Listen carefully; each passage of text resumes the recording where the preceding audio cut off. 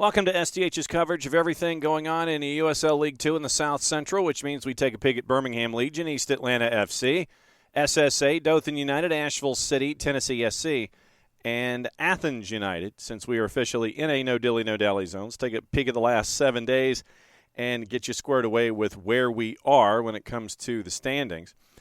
Dating all the way back to the 31st at a match at Spain Park, SSA, 5-0 winners over Birmingham Legion. Back on the 1st, it is our match of the week. It is Asheville City SC and East Atlanta FC.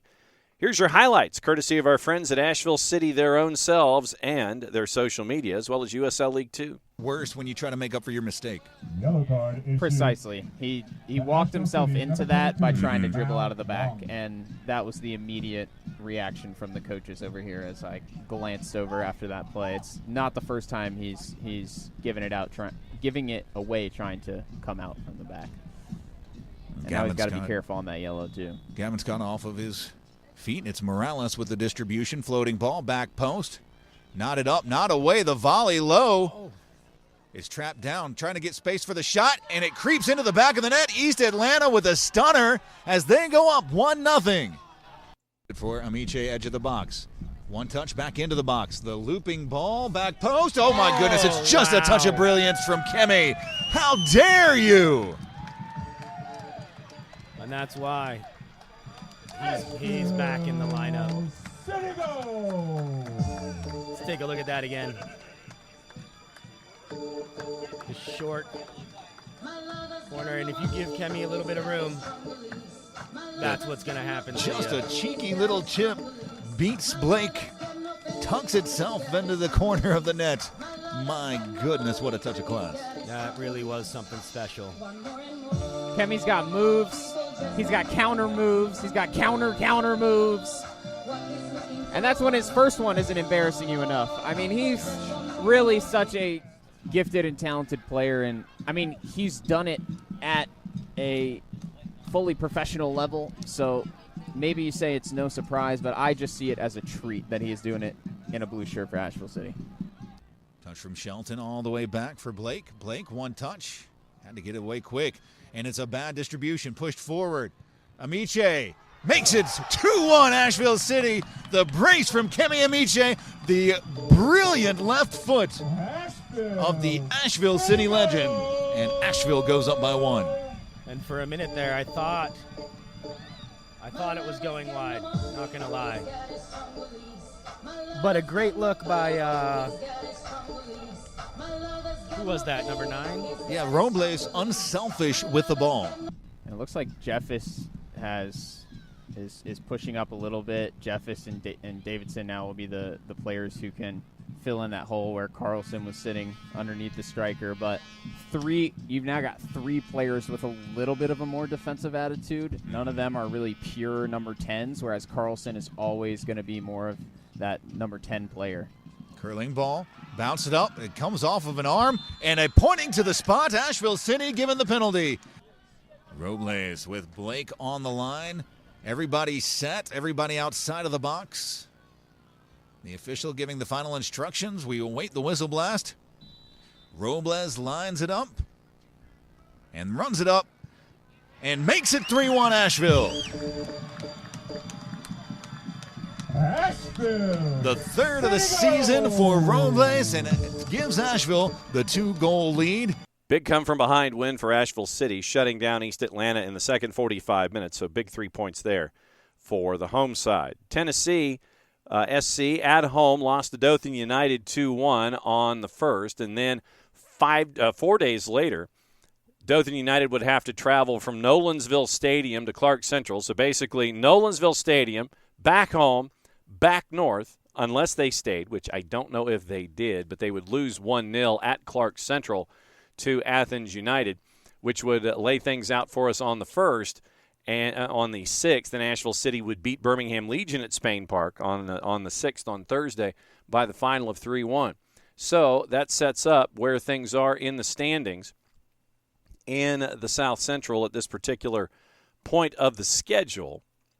And no real surprise, but Asheville City is on top. 15 points, 5 matches, scored 19, given up 3. They averaged 3 points a match.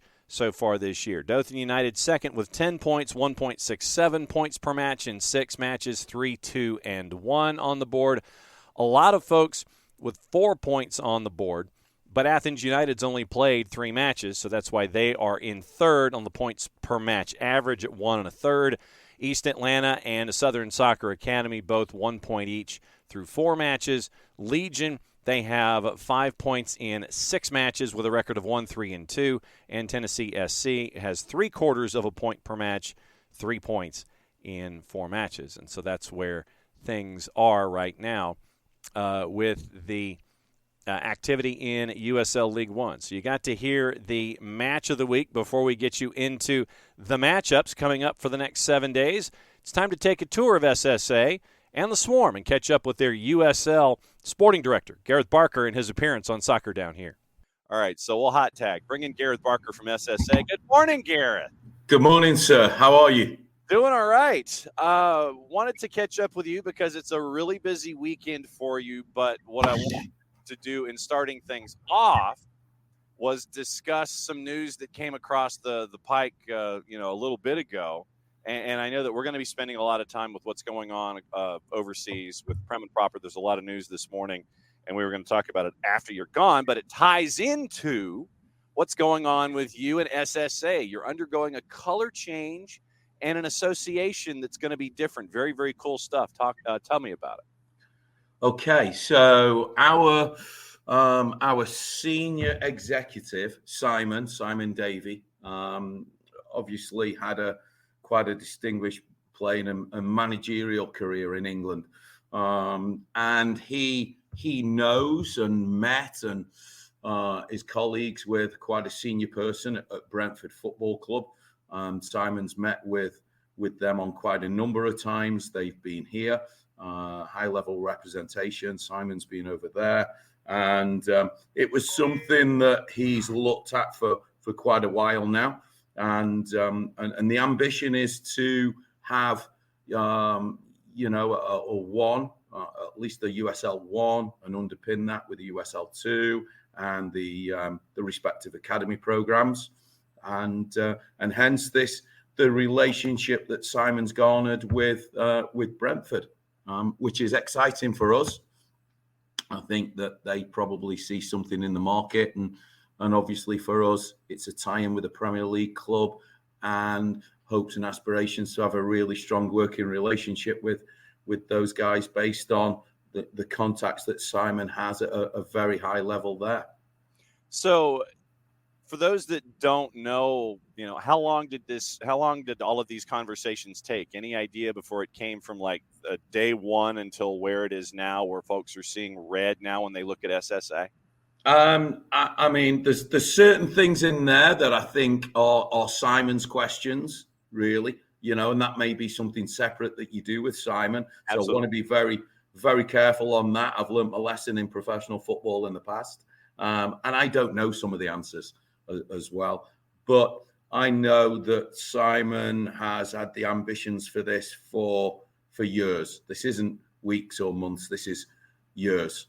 And, and along with that, then he's got plans and ambitions of a grander scale, just for the club, not just for the elite end, but also for the wider community, to build something that's a community hub, as it were. And that's the ambition, is to have all those levels, to have community engagement, to have a world-class facility, and to have one of the best franchises in the United States.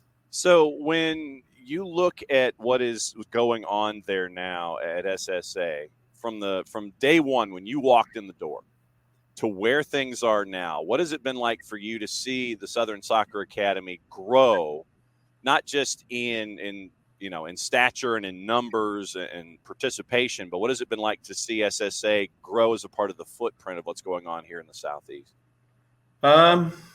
That's a good question. I mean, I've been here 3 years now. So when I came in, and you get here, and I don't want to sound disrespectful, but when I arrived, you only know a little bit about MLS and a tiny bit about USL because of the footballing footprint in England.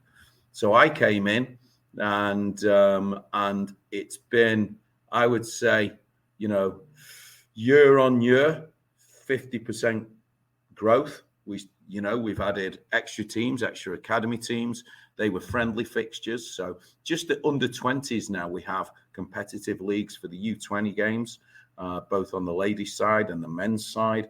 There's a potential expansion USL under that, or looking to expand that down through, 17s, etc. And the 20s also, when I first came in, was an under 20s. One of the suggestions that we discussed on the panel for that was having overage players to make it almost like a Premier League under 21s. So you bridge the gap between first team and that as well, pass that experience down. So that's grown. The USL 2 has grown massively. More clubs, far more professional. And I would say because of the time that some of those clubs have spent in there now, recruitment is better. I think players are better, teams are better, and the whole environment around it in the USL 2 is far better. And you've seen the expansion; it's exponential, it's huge, and I think that will continue to happen across all of the USL footprints. I think that for me, I think the next steps. It wouldn't surprise me if there was more clubs per state within the next 2 or 3 years. It really wouldn't. It's a big weekend for you specifically with Birmingham coming to town, and it's going to be there out at Marathon on the weekend, 4:00 on the men's side. Yep. When you came into this season, what were your expectations when it came to on the field performance and trying to chase after as many rungs on the ladder and how many different things that you could get? What were your expectations coming into this season there in a very tough South Central division? I think our take is slightly different on it maybe than other clubs. So if you look at last year, we had 16-year-olds playing USL 2.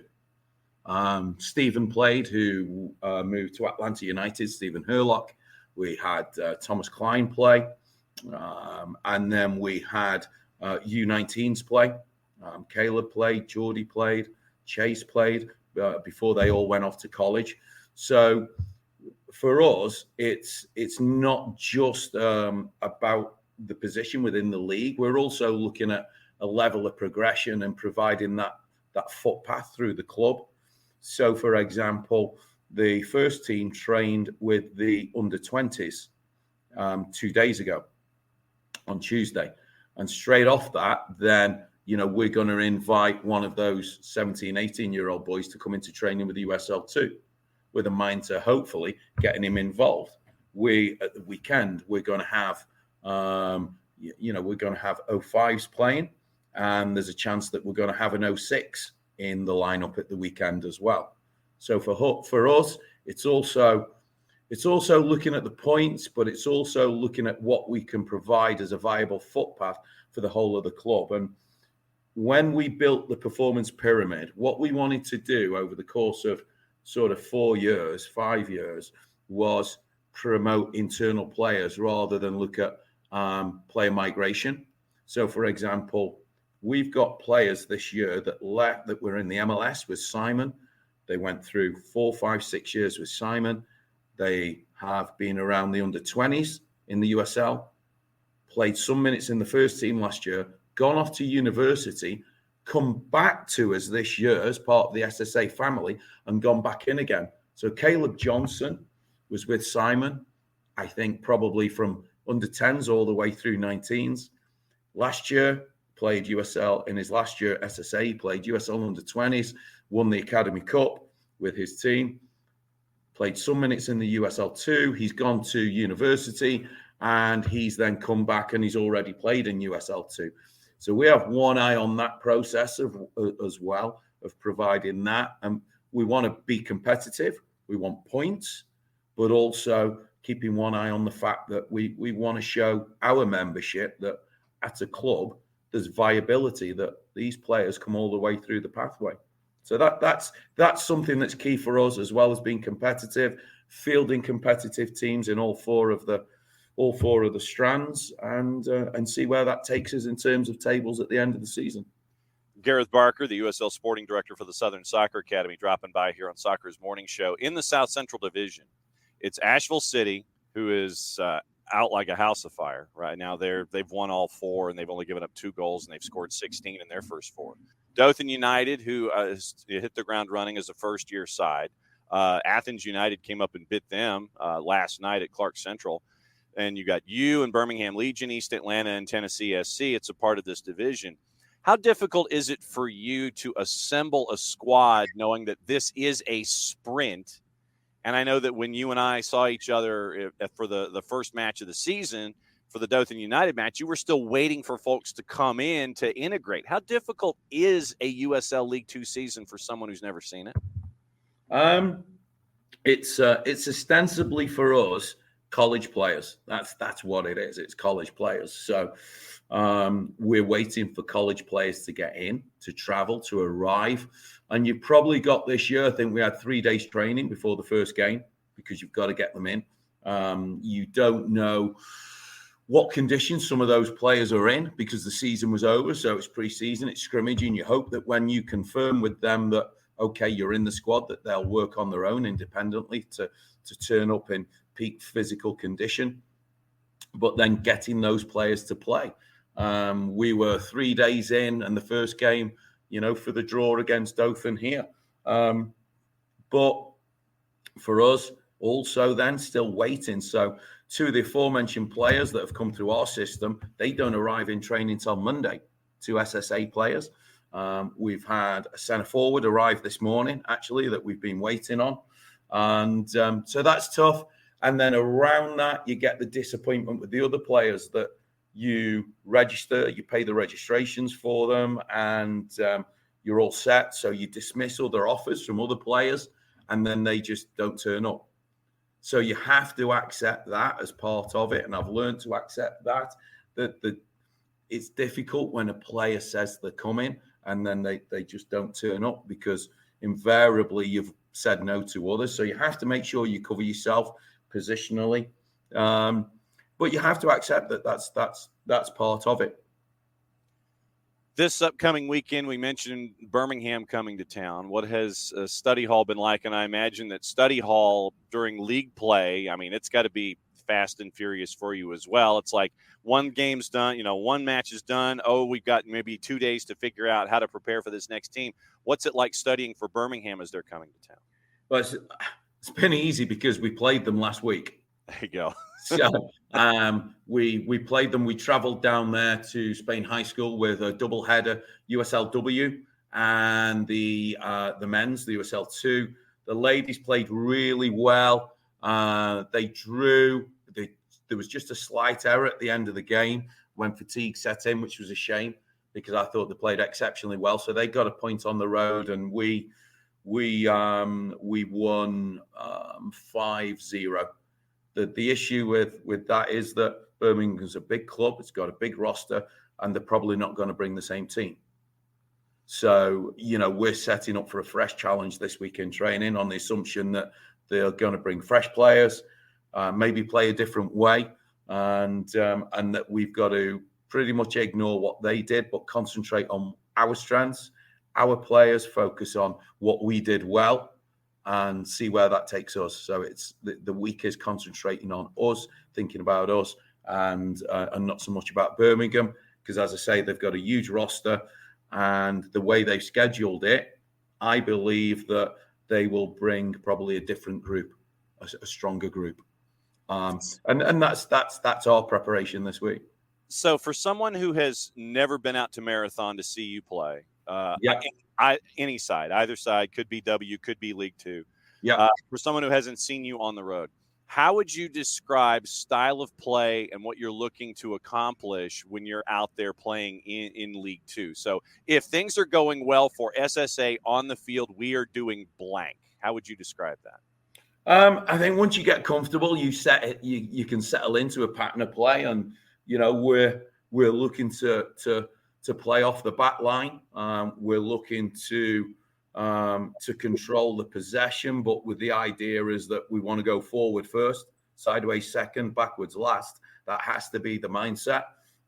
It's not a point of possession for the sake of it and looking pretty. But I'm not averse to, if the opposition have got a high line, we'll go down the side and go over them. I am not averse to that whatsoever, because ultimately you've got to win games. It's about winning games. And first and foremost. So, yes, we want to play.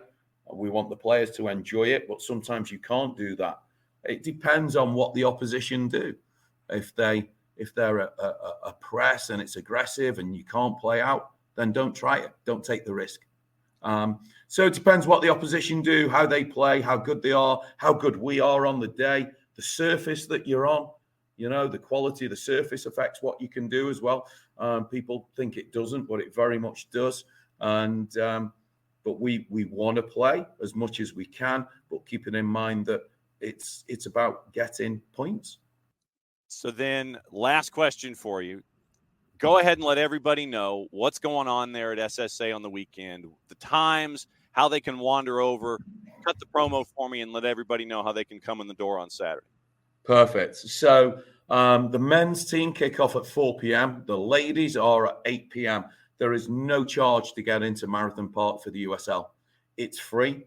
So, come on down, get yourself here come and watch the warm-up, watch the teams, feel a little bit of the atmosphere, get down here for 3:15.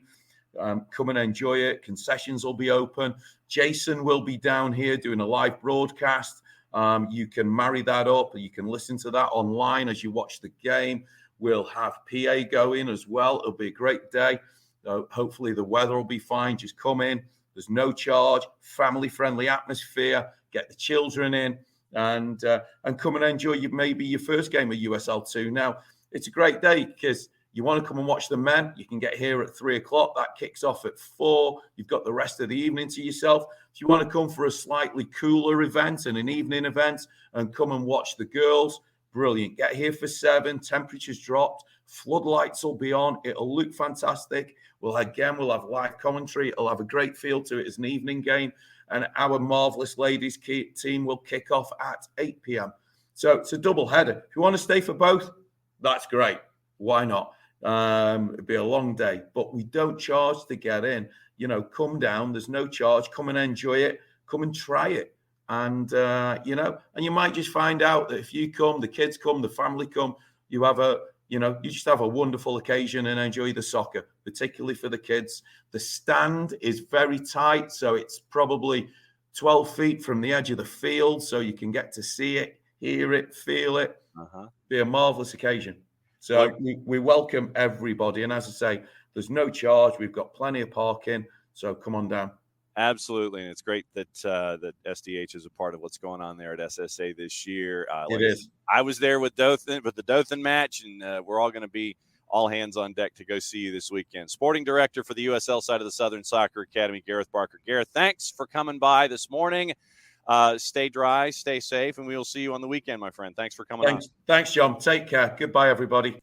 So that sets you up for what is going on in the South Central over the next 7 days before we all meet up again and find out what is going on the planet. It is a busy Saturday afternoon at Marathon as SSA hosts Birmingham Legion. Rip Hughes in Dothan, Asheville City, long road trip to go and take on the second-place team in the division in Dothan United. On the 9th at Protective at the Stadium Field, Birmingham Legion is hosting Athens United. On the 12th, at Clark Central, Athens United turns around and takes on Tennessee SC as they have some matches that they have to make up on. At the Rockdale Youth Soccer Association, the Risa Soccer Complex, East Atlanta also hosting Birmingham Legion. That one's at 7:30 on your Wednesday night. That sets up all of the action that is going on in USL League Two in the South Central. Once again, thanks to our friends at SSA for lending us Coach Barker for a little bit so we can find out what's going on with the color change, the name change, and all that stuff that's going on out there. If you are in the area and can catch any of the matchups in USL League Two in the South Central, or frankly any division in any division in USL League Two, please do so. You get to see the growth of the game and the next generation of folks, the next wave of folks working their way up the ladder into the American soccer footprint and keeping themselves in shape when it comes to the spring and summer months. So if you're there and you can make it, fantastic. If you can't make it, you're in market, follow along on local providers, and be sure to follow also on social media and local news programs as well. And if you are not in market and still want to follow along, go through local providers. You can hang out with us here at SDH and follow along on social media platforms for the teams that you want to follow. So that is your rundown of everything USL League Two in the South Central. I'm just John. Thanks for hanging out with us here on SDH. Play it safe, everybody. Enjoy the game.